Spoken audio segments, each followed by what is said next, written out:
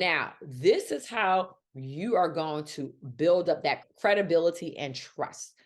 This section, we're going to break down that 8x8 touch to your database. Now, everyone you know or you meet first goes into your 8x8 program. The 8x8 is a high impact, high saturation technique that puts you in the number one position in the minds of everyone in your contact database within an 8-week period.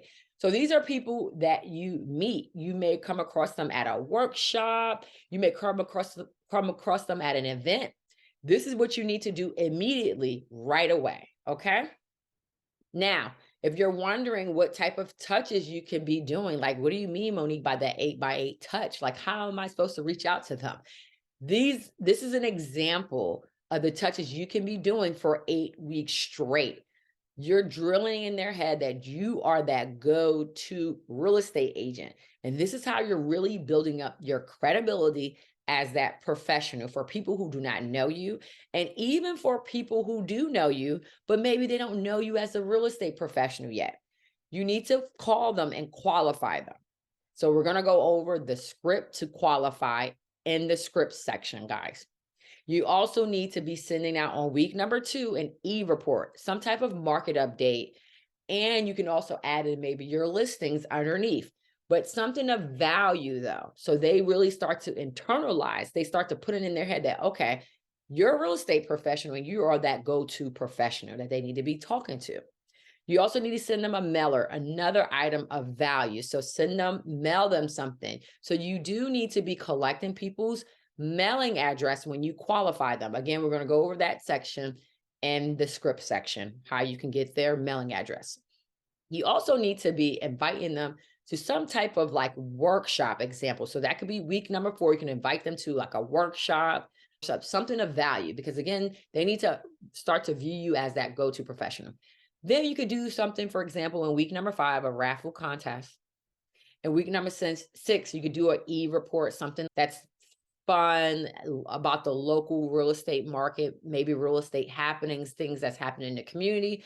Because on week number 2, you sent them an item of value. And in week number 3, you sent them an item of value. And then you invited them to your workshop. So you're really building up that credibility as you're not, you've touched them with different valuable information. Now you are letting them know I can also educate you on either the home buying or home selling process. That's why in week number 4, it's good to kind of reach out and invite them to like some type of workshop where you're educating them and giving them something of value. They see you.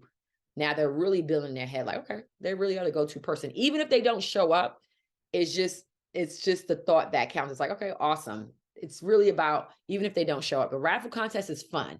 Now you're also showing them that, you're not just this stickler real estate agent, and you're not only just reaching out for real estate. So that's why you want to give them something, do something fun for them. And a raffle contest does not have to be expensive, guys. It could be something as simple as Starbucks, gas, right? A gift card for gas as well. Something like $10, $20. Let's not get super expensive here with this. If you don't want to, if you want to do something a little bit more pricier, that's on you. But, if you're newer or you have a small budget, a $5 or $10 gift card to Starbucks or, a gas is something that's simple, and you can go ahead and do that. E-report, like I said, essentially it's like an email newsletter type of situation. The first one you send a week number 2, it's a little bit more value. It's really about that real estate market.